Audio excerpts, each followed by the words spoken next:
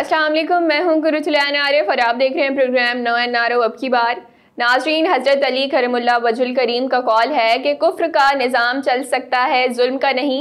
मगर इस्लामी जमहूरिया पाकिस्तान में पिछले 75 बरसों से जुल्म का निज़ाम ही चल रहा है। अवाम की जान व माल के तहफ़्फ़ुज़ के ज़िम्मेदार इदारे कातलों को तहफ़्फ़ुज़ फराहम कर रहे हैं। कानून और इंसाफ के मुहाफ़िज़ खुद कानून और इंसाफ के सौदागर बने हुए हैं। अदालतें अपने काम पर तवज्जो देने के बजाय सियासत में मुलव्विस हैं और मज़लूम अवाम इंसाफ के हुसूल के लिए दुहाइयाँ दे रहे हैं।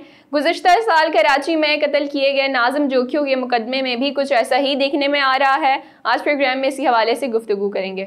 नाज़िम जोखियों कत्ल केस में नामजद पीपल्स पार्टी के रुकने कौमी असम्बली जाम अब्दुल करीम दुबई से पाकिस्तान पहुंच गए। 3 सूबाई वज़रा ने उनका इस्तकबाल किया, जिसके बाद उन्हें सख्त सिक्योरिटी में एयरपोर्ट से रवाना कर दिया गया। नाज़िम जोखियों के कत्ल के मुकदमे में नामजद जाम अब्दुल करीम वज़ीर आज़म इमरान खान के खिलाफ तहरीक अदम एतमाद और नए वज़ीर आज़म शहबाज शरीफ के इंतखाब के लिए वोट देंगे। जाम अब्दुल करीम गैर मुल्की परवास के जरिए कराची पहुंचे, जहां कराची एयरपोर्ट पर सूबाई वज़रा इम्तियाज़ शेख, सुहेल सयाल और शब्बीर बजारानी ने उनका इस्तकबाल किया। जाम अब्दुल करीम को इमिग्रेशन के बाद FIA हुकाम ने SSP मलीर और इरफान बहादुर के हवाले किया। वो जाम अब्दुल करीम को पुलिस सिक्योरिटी में एयरपोर्ट से अपने हमरा ले गए। नाज़रीन, नाज़िम जोखियों कत्ल केस में मफरूर रुकने कौमी असम्बली जाम अब्दुल करीम को पीपल्स पार्टी ने वज़ीर आज़म के खिलाफ तहरीक अदम एतमाद कामयाब कराने के लिए वतन वापस बुलाया है। वो वज़ीर आज़म के खिलाफ तहरीक अदम एतमाद की कार्रवाई में हिस्सा लेने के लिए जल्द इस्लामाबाद रवाना होंगे। इस तरह यूँ भी कहा जा सकता है कि मुस्लिम लीग नून के सदर शहबाज शरीफ कत्ल केस के मुलजिम के वोट से वज़ीर आज़म बनेंगे। जाम अब्दुल करीम ने 25 मार्च को सिंध हाई कोर्ट से 1 लाख रुपए के एवज 10 रोज़ा हिफाजती जमानत मंजूर की थी। याद रहे कि गुज़िश्ता रोज़ नाज़िम जोखियों की बेवा ने अपने शौहर के कत्ल के मुकदमे में नामजद जाम अब्दुल करीम समेत तमाम मुल्जिमान के खिलाफ केस वापस लेने का ऐलान किया था।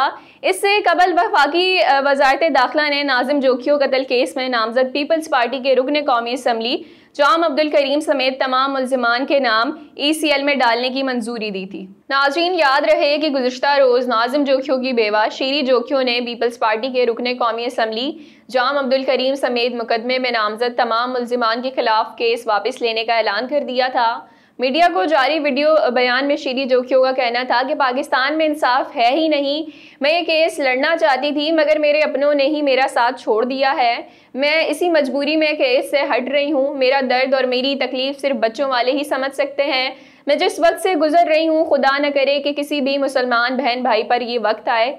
शीरी जोखियों ने मजीद कहा कि मुझे कोई लालच नहीं है और ना ही मुझे दियत की कोई पेशकश मिली। मैंने अल्लाह को हाजिर नाजिर जानकर केस छोड़ दिया है और अल्लाह बेहतर फैसला करेगा।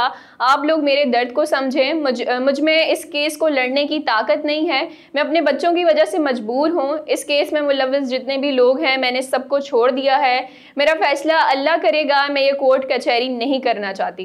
नाज़रीन, शीरी जोखियों के बयान से बखूबी अंदाज़ा लगाया जा सकता है कि एक बेवा खातून जिसके कंधों पर छोटे छोटे बच्चों की परवरिश की भारी जिम्मेदारी है, उसे अपने शौहर के बाअसर कातिलों का मुकाबला करने के लिए किन मुश्किलात का सामना करना पड़ा होगा। इस पर कितना शदीद दबाव डाला गया होगा कि वो अपना केस वापस लेने पर मजबूर हो गई है। वो कहते हैं ना कि इंसाफ में ताखीर इंसाफ से इनकार के मुतरादिफ है, तो इस केस में भी ऐसा ही कुछ हुआ है। नाज़रीन, अब आपको इस मुकदमे का पस मंज़र बताते हैं, जो कुछ यूँ है कि गुज़िश्ता बरस नवंबर में सिंध के रिहायशी नाज़िम जोखियों ने सोशल मीडिया पर एक वीडियो पोस्ट की थी, जिसमें वो मलीर मेमन गोट में कुछ गैर मुल्कियों को शिकार से रोकने की कोशिश कर रहे थे। इस वीडियो के मंजर आम पर आने के बाद 3 नवंबर को नाज़िम जोखियों की तशद्दुद ज़दा लाश बरामद हुई थी। नाज़िम जोखियों के लवाहिकीन ने इस मुबैना कत्ल के इल्ज़ाम में पाकिस्तान पीपल्स पार्टी के रुकने सिंध असम्बली जाम उवैस गहराम, रुकने कौमी असम्बली जाम अब्दुल करीम समेत 22 मुल्जिमान को नामजद किया था, जिनमें से बेशतर अफराद को गिरफ्तार कर लिया गया था, जबकि चंद मुल्जिमान जमानत पर हैं। इससे कबल नाज़िम जोखियों कत्ल केस के मुद्दई ने दरख्वास्त की थी कि मुकदमे में इंसदाद दहशत गर्दी एक्ट की दफात भी शामिल की जाएँ। मुद्दई की इस दरख्वास्त पर ये दफात मुकदमे में शामिल कर ली गई थी। मुद्दई अफजल जोखियों के वकला ने मौक़िफ़ इख्तियार किया था कि उन्हें पुलिस की मौजूदा तफ्तीशी टीम पर एतमाद नहीं। वफाकी हुकूमत ने गुज़िश्ता साल नवंबर में नाजिम जोखियों कत्ल केस में एक मुश्तरका तहकीकाती टीम कायम करने का ऐलान किया था। नाजिम जोखियों कत्ल केस के तफ्तीशी अफसर ने चालान में बताया है कि मुत्तहिदा अरब इमारात के हुक्मरान ख़ानदान से ताल्लुक़ रखने वाले अफराद हर साल अपने साथियों के साथ सिंध के ज़िला ठट्टा में शिकार के लिए आते हैं। उन्हें हुकूमत पाकिस्तान की इजाज़त हासिल होती है और वो सालाना फ़ीस भी अदा करते हैं। उन गैर मुल्कियों ने जंग शाही ज़िला ठट्टा में एक कैंप भी तामीर करवा रखा है जहां वो शिकार के दिनों में क़याम करते हैं। चालान के मुताबिक मकामी अफराद को इस कैंप की देखभाल के लिए मुलाजमत पर रखा गया है जिन्हें मुआवजा अदा किया जाता है। पुलिस के मुताबिक UAE से आने वाले अफराद के जाम अब्दुल करीम और जाम उवैस और गहराम के साथ भी मरासिम हैं क्योंकि शिकार के लिए कायम कैंप उनके ज़ेर असर इलाके में है। तफ्तीशी पुलिस का कहना है कि गुज़िश्ता साल अक्टूबर के आखिर में मुत्तहिदा अरब इमारात से कुछ अफराद शिकार के लिए मज़कूरा कैंप में आए हुए थे। गुज़िश्ता साल 2 अक्टूबर तकरीबन सुबह 8 बजे एक अरबी शेख अपने गैर मुल्की मुलाजिम और मकामी अफराद गुलाम हैदर जोखियों, मीर हसन ब्रोही, अहमद खान शोरो और एक नामालूम ड्राइवर के साथ अलग अलग गाड़ियों में सवार होकर शिकार के लिए रवाना हुए। मज़कूरा तारीख को मुतवफ़ी नाज़िमुद्दीन जोखियों अब्दुल अजीज़ जोखियों के हमरा गांव अचार सालार के करीब जंगल में आए हुए थे और उनके पास बंदूकें भी थीं। इसी दौरान मज़कूरा अरबी शेख की गाड़ी कराची और ज़िला ठट्टा की दरमियानी सरहद पर वाक़िए KDA लाइन पर खड़ी थी।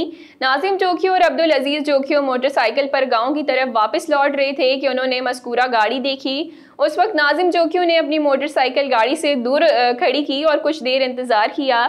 जब तकरीबन आधा घंटा गुजर गया तो गाड़ी वहीं खड़ी रही तो मकतूल नाजिम ने अपनी बंदूक झाड़ियों में रखी और अब्दुल अजीज़ को वहीं खड़ा रहने की ताकीद करके खुद मोटरसाइकिल पर मज़कूरा गाड़ी के पास गए। पुलिस चालान के मुताबिक नाजिम जोखियों ने गाड़ी में मौजूद गैर मुल्की शहरी से शिकार के परमिट के बारे में सवाल किया तो दोनों के दरमियान तल्ख कलामी हुई। इस दौरान नाजिम जोखियों ने अपने मोबाइल फ़ोन से मज़कूरा गाड़ी और गैर मुल्की शहरी की वीडियो बनाते हुए उसे फेसबुक पर बराह रास्त नशर कर दिया, जिसके बाद मज़कूरा अरबी ने नाजिम जोखियों से इसका मोबाइल फ़ोन छीन लिया। पुलिस के मुताबिक इसी दौरान गैर मुल्की शहरी के मकामी साथी अपनी गाड़ी में वहां पहुंच गए। चालान के मुताबिक अरबी शेख ने मोबाइल फ़ोन गुलाम हैदर जोखियों और मीर हसन ब्रोही के हवाले करते हुए इशारा किया कि वो इसे नाजिम जोखियों के हवाले कर दें। नाजिम जोखियों को फ़ोन वापस कर दिया गया और दोनों गाड़ियां वहां से रवाना हो गईं।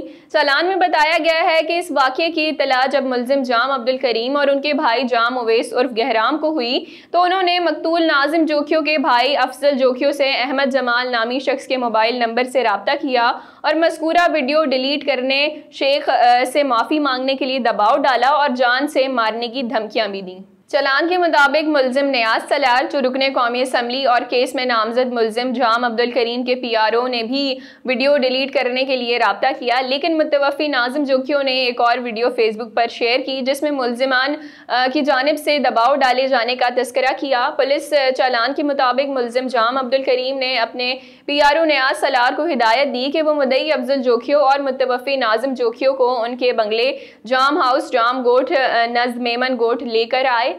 नियाज सलार ने मोहम्मद सुमार सलार और अपने बरादरी निस्बती सलार को हमरा लिया और अपनी कार में रात तकरीबन 11 बजे गांव अचार सलार पहुंचे, जहां से मुद्दई अफजल जोखियों और मुतवफ़ी नाजिम जोखियों रजामंदी से उनके साथ रवाना हुए। उसी दौरान मुतवफ़ी नाजिम जोखियों गाड़ी से उतरकर घर गए और अपने एक दोस्त मजरुद्दीन जुनेजो एडवोकेट को व्हाट्सएप वॉइस मैसेज के ज़रिए आगाह किया कि वो जाम अब्दुल करीम के लोगों के साथ जा रहे हैं। पुलिस चालान के मुताबिक जाम हाउस पहुंचने पर जाम अब्दुल करीम ने मुतवफ़ी नाजिम जोखियों को थप्पड़ मारे और मोबाइल फ़ोन से वाक़े की वीडियोज़ डिलीट कर दी। इसके बाद नाजिम जोखियों को मीर अली और हैदर अली के हवाले कर दिया गया, जिन्होंने नाजिम जोखियों को गार्ड रूम में कैद कर दिया। दूसरी जानिब नाजिम जोखियों के बड़े भाई अफजल जोखियों को उनके घर वापस भेज दिया गया।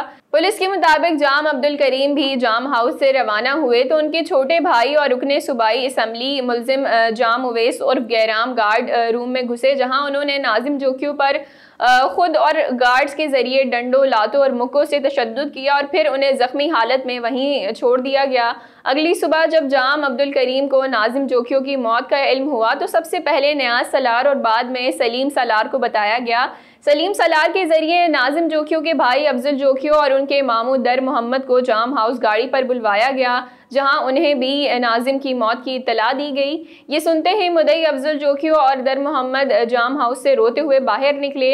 उन्होंने सोशल मीडिया पर भी ये बात फैलाई और सलीम सलार को कहा कि उन्हें प्रेस क्लब मलीर छोड़ आएं। इस दौरान जाम अब्दुल करीम ने अपने मुलाजिम महराज के जरिए पुलिस को वकवा की इत्तला करवाई और ये जाहिर किया गया कि एक झगड़े के दौरान मुतवफ़ी नाजिम जोखियों की मौत हो गई है। थाना मेमन गोट की पुलिस ने जाए वकवा से नाजिम जोखियों की नाश कब्जे में ली और चीपा एम्बुलेंस सर्विस के जरिए जना अस्पताल पहुंचाई गई, जहां पोस्टमार्टम करवाया गया। वाज़ेह रहे कि FIR से कबल मेमन गोट पुलिस की जानिब से दावा किया गया था कि मेमन गोट में 2 गिरोहों में तसादुम हुआ है, जिसके नतीजे में नाजिम जोखियों नामी शख्स डंडे लगने से हलाक हो गया है। इस दौरान मुतवफ़ी के रिश्तेदारों ने एहतजाजन नेशनल हाईवे ब्लॉक कर दी थी और बाद अज़ां मुकदमा दर्ज करवाया। नाज़रीन, पीपल्स पार्टी के वडेरे जाम उवैस और उसके कारिंदों ने नाजिम जोखियों को जिस बेईमाना तशद्दुद का निशाना बनाया है उसकी तफसीलात पढ़ें तो रोंगटे खड़े हो जाते हैं। मकतूल का पोस्टमार्टम करने वाले जना अस्पताल के डॉक्टर मोहम्मद अरीब अपनी रिपोर्ट में लिखते हैं कि मकतूल नाजिम जोखियों के जिस्म का कोई एक हिस्सा भी ऐसा नहीं था जिस पर जख्म के निशानात न हों। रिपोर्ट के मुताबिक मकतूल को किसी भारी चीज़ से तेज़ ज़रबें लगाई गई हैं। मकतूल की दोनों आंखें सूजी हुई थीं, पूरे चेहरे पर जख्म हैं, सर पर इतनी शदीद चोटें थीं कि दिमाग से खून निकल रहा था। मकतूल के दोनों हाथों, सीने, दोनों टांगों, पीठ, यहाँ तक कि जिस्म के नाजुक अज़ा पर भी बेईमाना तशद्दुद का निशाना बनाया गया था। रिपोर्ट में कहा गया है कि नाजिम जोखियों के सर के पिछले हिस्से पर खून का लोथड़ा जमा हुआ है। ऐसा लगता है कि उनकी मौत सर पर डंडा लगने से हुई है। मुकदमे में नामजद 22 मुल्जिमों में से जाम उवैस समेत बेशतर को गिरफ्तार कर लिया गया था, जबकि कुछ मुल्जिमान जमानत पर थे, जबकि रुकने कौमी असम्बली जाम अब्दुल करीम बलूचिस्तान हाई कोर्ट से अबूरी जमानत हासिल करने के बाद दुबई फरार हो गए थे। जी नाज़रीन, आज के प्रोग्राम में हमने आपको नाजिम जोखियों कत्ल केस की तमाम तफसीलात से आगाह किया। हम देखते हैं कि हमारे मुआशरे में इंसाफ का पैमाना ये है कि जहाँ पे कोई बासर लोग होते हैं वो गरीबों को दबा देते हैं ताकि उनको इंसाफ न मिल सके, और हम ये देखते हैं कि जो बासर लोग होते हैं, छोटे चोरों को तो लोग पकड़ लेते हैं, लेकिन जो बड़े बड़े जुर्म करते हैं, मुजरिम होते हैं, और अगर वो बासर हों तो उन्हें छोड़ दिया जाता है। वो किसी न किसी तरह से अगली पार्टी पर दबाव डाल के खुद फरार हो जाते हैं। तो इस किस्म की जो चीज़ें हैं ये हमारे मुआशरे से इंसाफ ख़त्म कर रही हैं, और जिस मुआशरे में इंसाफ ना हो वहाँ पे डेवलपमेंट तो हो ही नहीं सकती। नाज़रीन, ये था हमारा आज का प्रोग्राम। फिर हाजिर होंगे नए प्रोग्राम के साथ, तब तक के लिए इजाज़त दीजिए। अल्लाह निगहबान।